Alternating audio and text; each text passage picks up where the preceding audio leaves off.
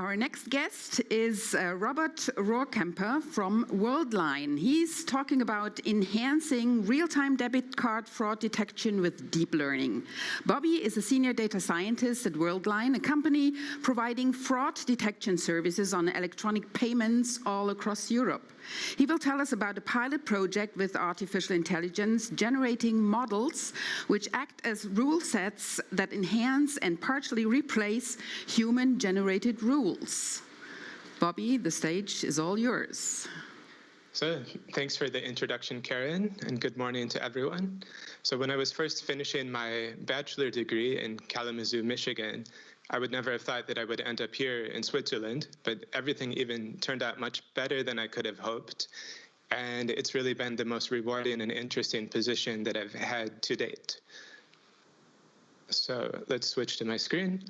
There we go. So the image here represents consumer behavior, which actually comes from a side project not directly related to fraud, but I'll explain a bit more about this project at the very end. So we have customer banks, customer merchants, and cardholders across Europe. We're responsible for alerting and potentially declining transactions in real time as they get processed. And so when you're waiting in line hoping to buy that new MacBook, you can either thank us or blame us. And when we get it right, we also save a lot of money for the banking customers, and we improve the cardholder experience from cardholders to merchants to banks also. So what people don't often always think about is that preventing fraud on electronic payments also helps to prevent low-level criminal activity, organized crime, and even some of the money would end up in the hands of terrorists. So there's also an ethical organization or ethical motivation apart from saving money. And the presentation that I have today will explain how we started with raw transactional data, prepared the data, built a model, evaluated the results, and determined the business value. I won't name the particular customer or even the cardholder country where the cardholders actually come from, but you'll get a lot of detail about the modeling process and some insights into how fraud detection works. So fraud detection is a complex system which has many different feedback loops and information flows. So at a very simplified level, we have a team of domain experts that write fraud detection rules. And they use years of experience having been working on fraud to write rules, for example, that if a card is here in Switzerland now and 10 minutes later in Indonesia, then this would be a suspicious transaction. And such a rule would generate then an alert, which you see in the second box. The alerts are then processed internally by a team across Europe who looks at contextual information on that particular card, and they decide based on their experience which transactions are actually suspicious enough to be forwarded to the banks, which you see then in the second to last box here. And the banks then lastly review these transactions from their experience, and they contact the cardholders when necessary. Certain categories of fraud that's verified with this procedure also have a reporting obligation to MasterCard and Visa. And finally, we get the list of verified transactions back from MasterCard and Visa, which are then used as our ground truth labels for the models that I'll show you today. And you can also imagine that this process does not ensure that every single fraud transaction is reported. In particular, ones that we've alerted or even successfully declined, those ones are not required that the banks verify them with the cardholders, but we encourage them to do so anyway, because that will help to improve the models. So here's an overview of the data that we're working with in this project. We're looking at here 1 year and 3 months of data, and we see here a bar chart which shows the number of fraudulent transactions per day in the bottom half of this chart. And the color indicates the country in which the transaction took place at the point of sale terminal. And you can see the fraud here is somewhat randomly distributed. There's more on certain days, more in certain countries. And then to create this model, we started out with a balanced class approach, where we take in a stratified sample an equal number of genuine transactions. And so we have those genuine transactions up here, and they're taken with in the same proportion as the countries in which the fraud actually happened. And this was a proof of concept project, which is not yet in production, but it's it's designed such that we can simulate how the model would work in a production environment. And so we're taking the viewpoint that actually today is this dark black line, and everything in the past previous to that line can be used for training and validating a model. And we also do a chronological split on training and validation with a 1-week gap in between each of these segments, which allows for the reporting delay in the process chain that I described earlier. And so we have here 10 months of training data, 2 months of validation data, and 3 months of testing data. And also important to realize is that the entire model applies only to a particular class of transactions, namely ones that are done with a magnetic stripe of a credit card. Those kind of transactions can be it's possible that the card can be electronically stolen by a manipulated ATM or terminal, and those stolen card numbers can then be loaded onto fake credit cards and used in countries far away from where the transaction took place, and also potentially weeks or even months after the card number was stolen. So the fraudulent transaction likely occurs in a different country from where the cardholder resides and from where the transaction took place. So to rank the importance of the features, we used a random forest model. And here we're showing the Gini information index of different features. The information index attempts to train the model in the absence of a particular feature, and the amount by which the performance declines is a measure of how informative that particular feature is. And so ones where the performance decreases a lot are features that would rather better be kept in the model. So we have 6 different feature tables. They have different keys. And for example, we have one for terminals, one for merchants, one for countries, one for cardholders, one with any other kinds of statistics that might be useful. And we create hundreds of features. We're not yet sure which ones will really work well, but we use our imagination and fraud experience to generate these features. And the ones that performed best were the following: the average amount for all time on a particular terminal, simply the amount of the current transaction in euros, the duration in minutes between this transaction and the previous transaction, the total amount on that same credit card over the last 24 hours, the number of transactions on the terminal over all time, and lastly, the time zone difference between the terminal and the server, where the server would be in the location of the cardholder's home country. So this was then implemented in a neural network model. So the table might not seem super exciting, but it lets me explain some important concepts about how the model works. So it was implemented with TensorFlow and using Keras as a front end. And one important feature is the embedding layer. So we have the merchant ID is used as an embedding layer.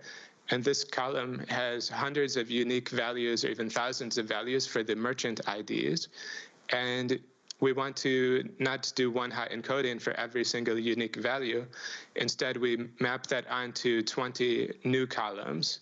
And so you see here this embedding layer has 20 outputs. There's also a standard input where the 100 features that we engineered get expanded into 387 features with one-hot encoding. And then there's a concatenation layer where the 20 embedding columns get put together with the 387 standard features, reaching 407 inputs. Then all of this gets fed into recurrent layers, 4 recurrent layers with the following numbers of neurons: 400, 200, 100, and 50. And finally, there's a single sigmoidal output neuron. And the tuning was done partially manually. I also could recommend a package called Keras Tuner, which makes the tuning a bit more exciting because you can let your computer run overnight and you can try ranges of parameters and then come back and compare them in the morning. So even with a GPU, it's interesting to try that. And so this here shows the binary accuracy on the validation data. This is a screenshot from TensorBoard, which is a tool integrated with TensorFlow. And you can watch the performance of the model in real time as it's being trained on the GPU. It uses callbacks in order to write that data to a log file. And so you can see the best models tend to be the ones that reach a plateau. There's some models that were suspiciously high performance due to an issue with the data preparation, and others where the performance decreased. And so the customers often ask, why is more data better? How can we understand that actually we need more data? And so here, this is showing the last 50 neurons in a distribution of the output weights. You can see we have the older epochs at the back and the newest epochs at the front here. And so we have at the start a rather random distribution, and then we have that they tend to shift towards 0 and 1. And the more data you have, the more accurately this shifting in the weights can happen. So that brings some intuition. Then we look at the model scores, and the model outputs values between 0 and 1. 0 meaning the model is pretty sure it's genuine, and 1 meaning it's pretty sure that it's fraud. And we can set a threshold on those histograms, and then we see that all of the values, the red ones to the right, are correctly classified. The blue ones to the right are the false positives. And we can see also that we actually, most of the genuine transactions that are blue to the left were correct. There's also some fraud that was missed. And looking at a confusion matrix, we can also understand, compared to the existing rule set before this model was put in place, and comparing it to the model on the right side. So if we look at the fraudulent transactions, which is the bottom row of this confusion matrix, we can see here in the rule set compared to the neural network that they tend to shift towards the right, which means that we're correctly capturing more of the fraud. Looking at the genuine transactions on the top, we see that they shift to the left, meaning that we're also correctly classifying more of the genuine transactions. Looking at typical machine learning metrics, we can see that we have 76% precision, meaning that of the transactions that we alerted, 76% turned out to be really fraud. And then looking at recall, considering all of the fraud, the model managed to alert 71%.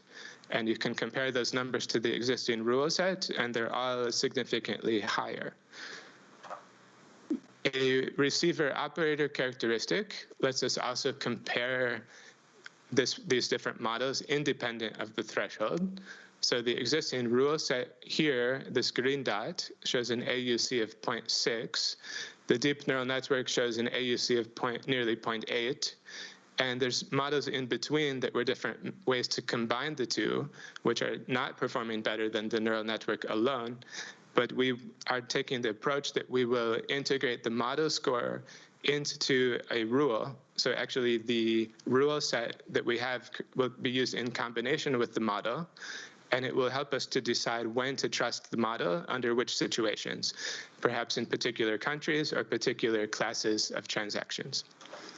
I've also done a slightly unbalanced test, but it's not really in the real proportion where it's only 1% fraud. But instead, we have 5 genuine transactions for every fraudulent transaction. And in that particular set there, you would have about 20% would be the chance precision. And we see that the existing rule set is actually just at about chance.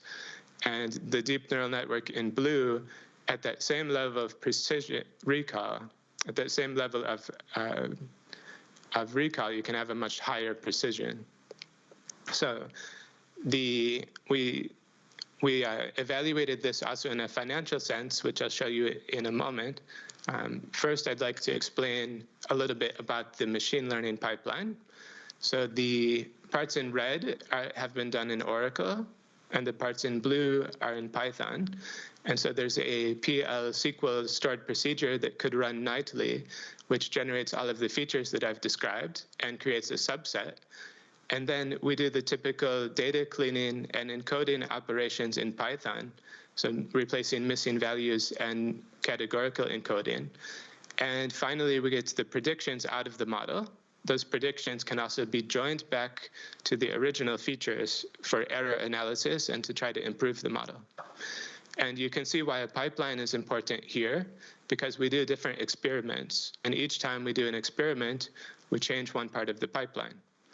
So let's see, the first box here shows that we've changed the sample size. The next one down here shows that we have looked at a different, sorry, the slide was changing. It looks good now. So the part on the bottom here shows that we've selected a different subset of the features that we've engineered. And we can look at all of those different models and compare them on a single number comparison metric from a machine learning sense. We can also compare the current model to the existing rule set in the second column. And we could look at numbers like how much money was saved. And these numbers are hypothetical, but here are some real numbers. And so we look at these different combinations. And we have here in the first column the truth. We have the second column the rules. And the third column we have the machine learning model. So in this case, we had on the fraudulent transactions where the rules did not manage to create an alert, but the model did. We had 202 transactions in our 90-day test period, and that scales up to 808 transactions per year. And okay, Bobby, thank you very much. We have to rush you a bit here at the end because your time is over. And we wanted to ask you one last question here, which came in from the audience. You are using supervised learning. Isn't that very risky? So you would only find the learned frauds and not the new ones? So we did that for this approach. That would also be possible to do unsupervised learning and a cardholder segmentation in the future. Yeah. Okay, great. So thank you very much for these exciting insights. It's nice to see that deep learning is put into good use. And have a great day, Bobby. Thanks a lot.